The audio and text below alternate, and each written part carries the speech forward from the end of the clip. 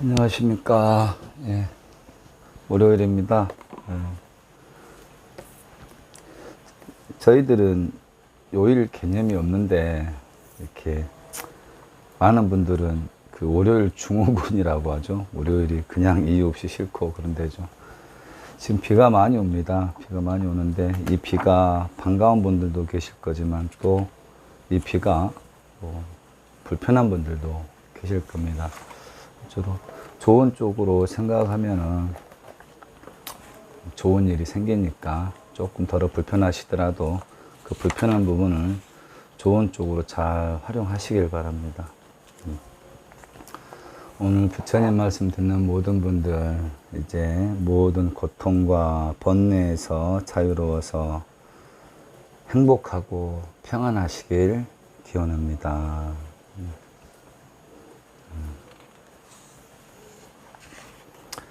부처님께서 불보편 9번째 이야기 시작하겠습니다. 부처님께서 짬바의 가사라 연못 근처에 계실 때 왓지야 마이따 거사가 아침 일찍 부처님을 방문하려다가 너무 일러 외도들의 처소에 먼저 들르셨습니다. 그러자 외도가 왓지야 마이따에게 말했습니다. 여보게, 자네가 믿는 곶다마가 모든 고행자들을 노골적으로 헐뜯고 비난한다는데 그게 사실인가? 그렇지 않습니다. 세존께서는 모든 고행자들을 비난하거나 헐뜯지 않습니다. 세존께서는 비난할 만한 사람은 비난하고 칭찬할 만한 사람은 칭찬하고 있습니다. 그분은 사안별로 분석해서 말씀하시는 분이지 일방적으로 매도하는 분이 아니십니다. 그때 다른 외도가 왓지야 마이따에게 말했다. 야 이놈아, 너 지금 무슨 소리를 하는 거냐? 곶다마는 일체를 부정하는 허무주의에다가 어떤 문제에도 판단을 회피하는 극단적인 회의주의자라는데 무슨 소리냐? 선풍기 좀 잠깐 켜고 가겠습니다.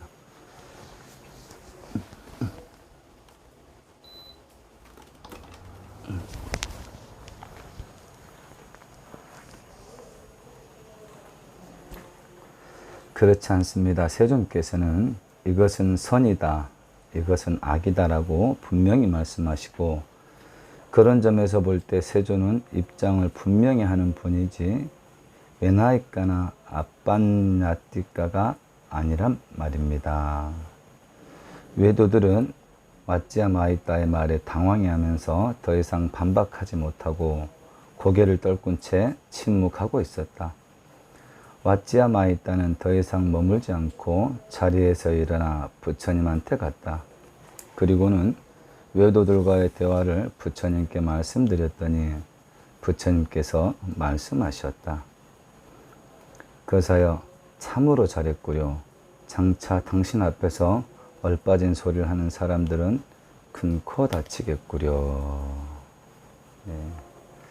참 좀 살아있는 듯한 느낌을 받지 않습니까? 뭔가 이렇게 포장하는 게 아니고, 부처님께서 범어 원문을 해석하면은 당신 앞에서 얼빠진 소리를 하는 사람들은 큰 코 다치겠구려.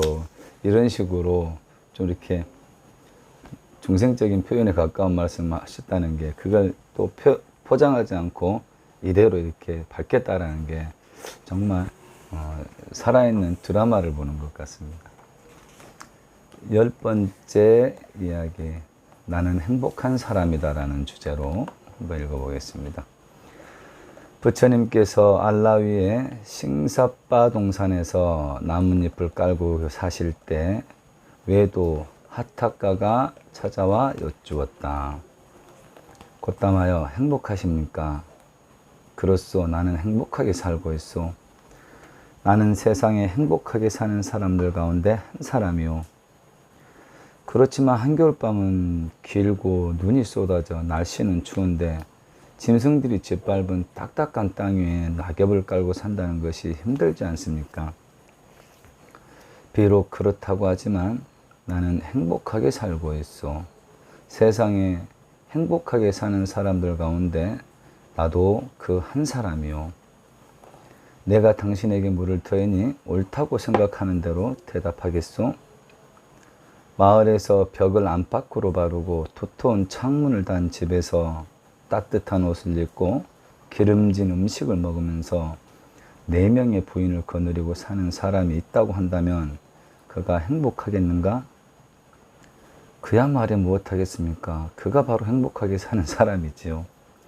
그렇다면 그런 집에 사는 사람이라고 육신의 고통이 생기질 않고 욕망에서 생기는 마음의 괴로움이 없겠는가?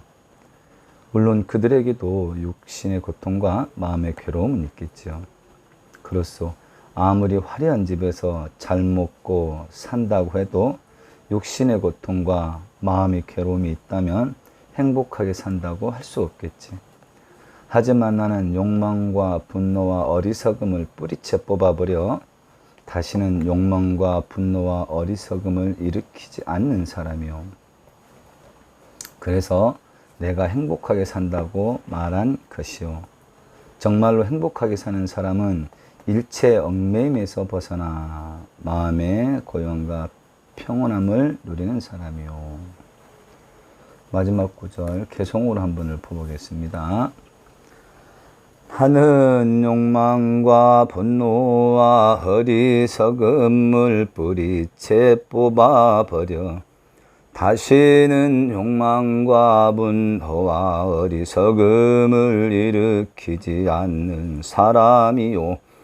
그래서 내가 행복하게 산다고 말한 것이요. 정말로 행복하게 사는 사람은 일체의 얽매임에서 벗어나 마음의 고요함과 평안함을 누리는 사람입니다. 이렇게 말했는데요.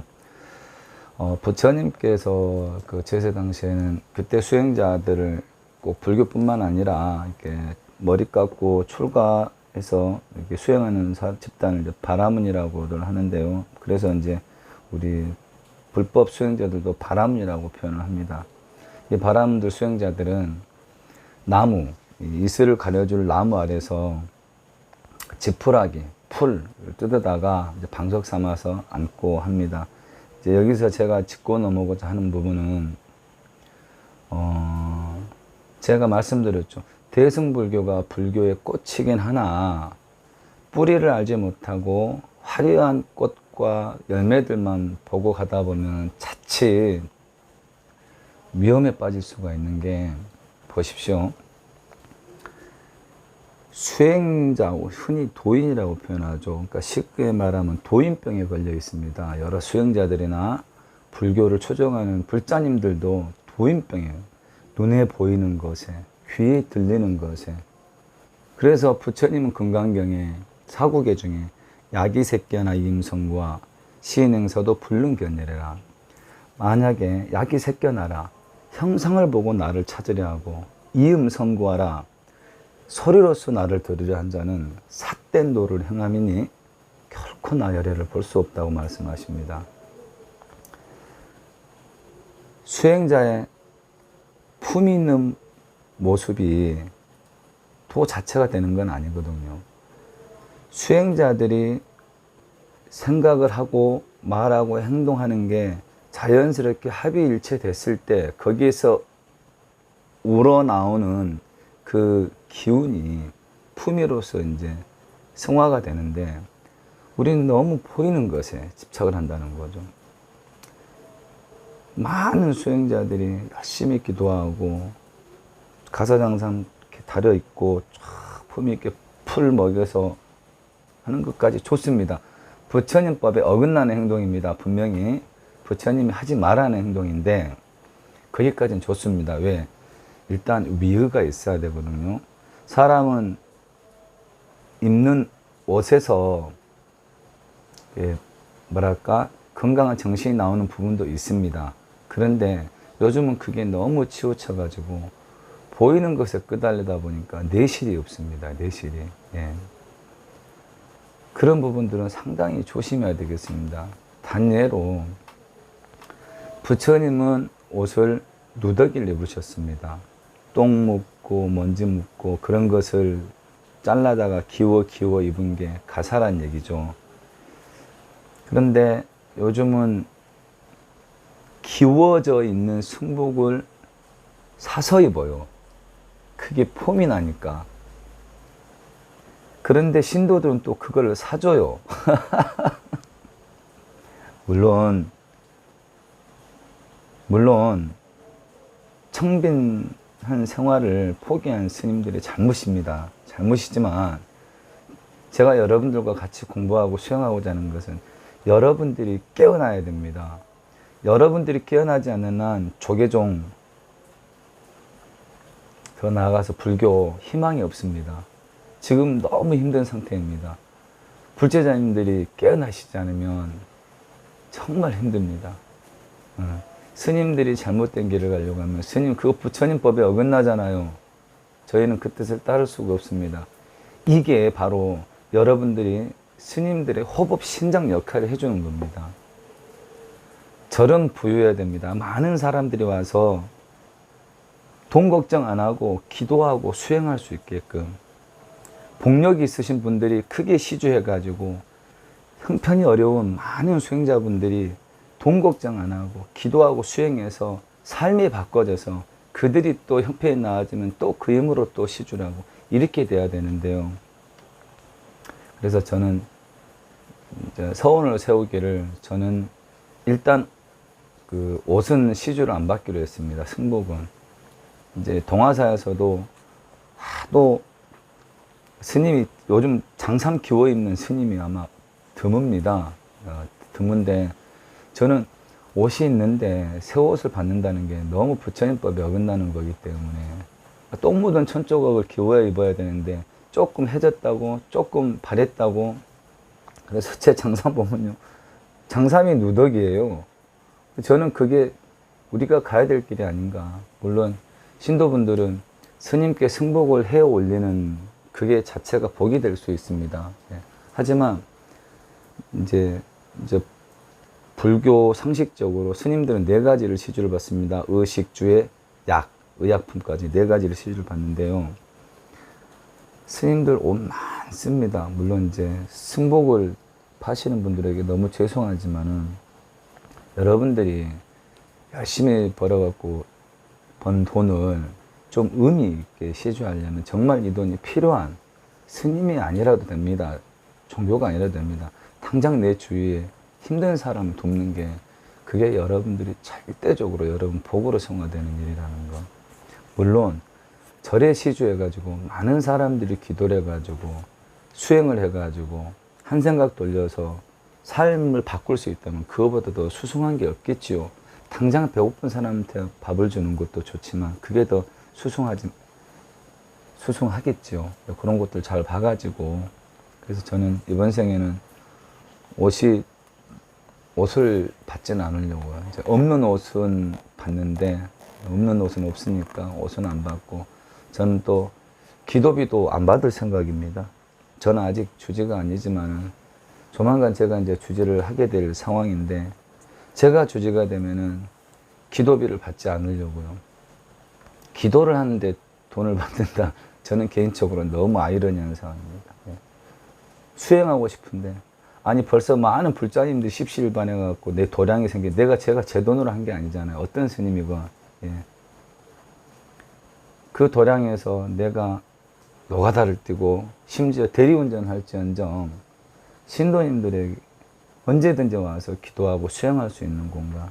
물론 그분들의 복력이 있으신 분들은 또 그렇게 시주를 하겠죠. 그러니까는 제가 가는 길이 맑고 품위가 있을 때 자연적으로 절이 돌아갈 수 있는 시주자들은 생길 거라고 생각하기 때문에, 언제든지 힘드신 분들이 와서 쉬었다 갈 수 있는 그런 도량, 그게 부처님이 말씀하시는 그런 도량이 되지 않을까.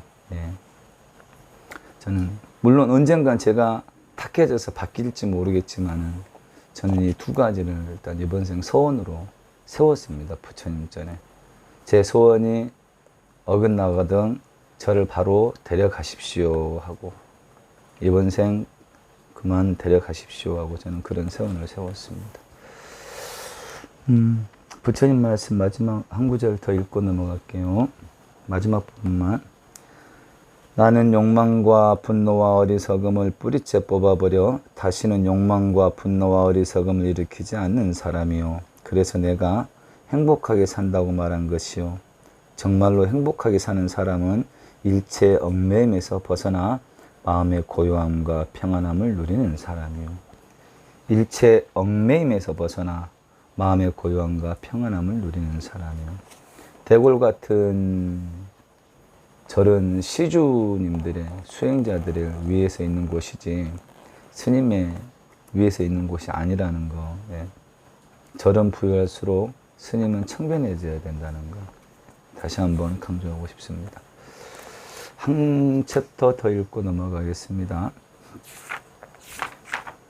시간이 애매한 관계로 오늘 내가 꿈꾸는 세상 한 편 읽고 마무리하겠습니다.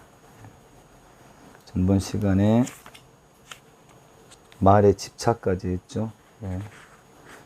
오늘 299번째 말의 빙자라는 제목으로 내가 꿈꾸는 세상 강경하겠습니다.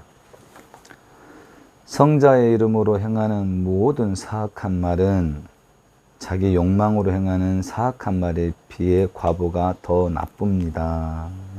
그러니까 스님들이 정말로 법의 입각에서 목사님들이 부처님의 그 진실된 사랑 입각에서 부처님과 하느님의 그 진실된 자비와 사랑의 입각에서 말씀하고 행을 해야 된다는 그런 얘기죠. 부처님을 팔아서 하느님을 팔아서 삿된 의견을 제시한다거나 삿된 무언가를 유도한다면 일반 사람들이 하는 것보다 수백 배, 수천 배의 큰 죄벌을 받는다는 그런 얘기입니다. 이런 사악한 말은 자기 욕망을 채우려는 말보다 더 무지하고 독단적이어서 개선되질 않습니다. 이 부분은 이제 그 상 중에 가장 큰 상이 법상이라는 겁니다. 이제 공부할 때 물론 과정이 있잖아요. 넘어지고 엎어지고 다치고 물론 과정이 있는데 정말 조심해야 되는 건 이 법상에서 빨리 빠져나와야 되고 이 법상을 빨리 깨줘야 됩니다. 예. 내가 기도하고 있다. 내가 수행하고 있다. 내가 수행자다. 내가 스님이다. 내가 목사다. 내가 장로다. 내가 이 자리 1등 공신이다. 이거 빨리 깨줘야 되거든요. 근데 스님들이 힘이 없으면 당장 절을 운영하는 입장이라서 아쉬워서 그런 걸 깨주지 못하고 그렇게 굴러가다 보니까 오늘의 이런 현상이 나타나는 것 같습니다. 부처님 전에 냉수 하나 올리고 하루에 한 끼만 먹으면 족한데 글쎄요. 보면은 사실은 제가 탐탁치 않게 여기는 대선배님들도 그 시절을 돌이켜보면 정말 20년, 30년 정말 멋지게, 정말 품위 있게 그렇게 수행하신 분들이거든요. 10년도 아니고 20, 30년을 그렇게 정말 제가 롤 모델이라고 싶을 정도로 그렇게 살았던 분들이 왜 위로 가니까 더 타락해버리는지 참 그것도 아이러니합니다. 아무튼 이 상을 깨야 됩니다. 법상. 예. 정말 우리 조심해야 되는 거죠. 욕망을 가지고 하는 말은 알아차려서 관대한 말로 바꿀 수 있습니다. 성자의 이름을 빌려서 하는 사악한 말은 맹목적이어서 결코 진실한 말로 바꿀 수가 없습니다. 성자의 이름으로 위장한 잘못된 말은 인간을 어리석음에 빠지게 하여 개인의 행복을 빼앗고 인류의 평화를 파괴합니다. 너무 와닿지 않습니까? 성자의 이름으로 위장한 잘못된 말은 지난 우리 역사를 봐도 하느님의 뜻이라는 이유로 얼마나 많은 사람들이 종교전쟁으로 많이 죽어갔습니까? 물론 지금도 비일비재한데요. 그런 거 보면 불교가 참 대단해요. 2500년 동안 불교는 그 어떤 전쟁도 일으키질 않았으니까요. 물론 집안 안에서 소소한 다툼은 있었죠. 그래서 이렇게 위장하고 잘못된 말은 인간을 어리석음에 빠지게 해요. 개인의 행복을 빼앗고 개인의 행복을 빼앗고 인류의 평화를 파괴합니다. 인류의 평화를 파괴합니다. 지금 파괴되고 있잖아요. 지금 뭐 보면은 종교적으로 엄청 세상에 영향력을 행사하는데요. 이 종교가 사택에 빠지면요, 인류 평화는 저는 깨질 수밖에 없다고 생각합니다. 그러기 위해서는 여러분들이, 모든 종교에 몸담고 있는 여러분들이 마음의 특은 하나님이건 예수님이건 부처님이건 그분들이 말하는 메시지가 뭔지 여러분들이 아시고 거기에서 벗어나면 그건 잘못됐습니다, 따를 수 없습니다, 그렇게 해줘야 되는데, 그게 안 되는 게, 요즘은 비즈니스 자체가 종교 안에서 형성되기 때문에 그런 말을 하면은 그 제도권에서 따가 돼버리니까 역시 세상을 살릴 건 불교밖에 없는 것 같아요. 부처님한테 냉수 한 그릇 올리고 밥 한 끼 먹으면 충분한 이 청빈 자세, 이 마인드만이 인류를 구하게 된다면 이 마인드밖에 없을 거라고 저는 생각합니다. 위대한 성자나 종교는 내 것만 최고라고 말하지 않습니다. 그래서 부처님이 멋있잖아요. 얼마나 멋있습니까? 임종 직전에 너희들 종국에는 그 집착이 얼마나 나쁜지, 얼마나 인간을 해치고 인류를 해치게 될지 알기 때문에 너희들은 종국엔 불교마저 내려놓고 종국엔 나 부처까지 내려놔야 된다. 내려놓을 줄 알아야지 진정한 나의 제자라고 말할 수 있다라고 부처님이 그렇게 유언집에서 말씀하시잖아요. 그러니 어찌 부처님이 아니 멋이실 수 있겠습니까? 그래서 다른 것은 배척하지 않습니다. 있는 것을 있는 그대로 존중하는 것이 행복을 주는 진실입니다.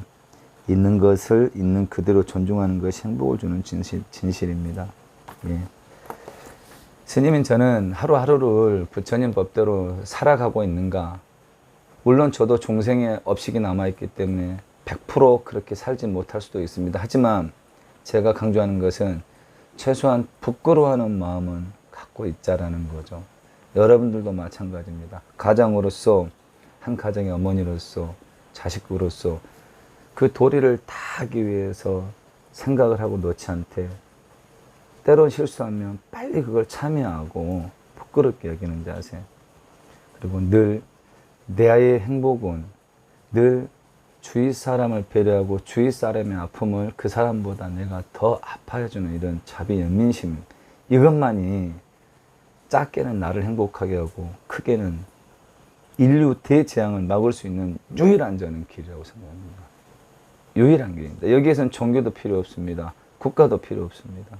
오로지 나보다 더 아픈 사람을 배려하고 위로해주는 그 마음에서 우리는 모든 열쇠를 찾아야 될 필요가 있다고 생각합니다. 예.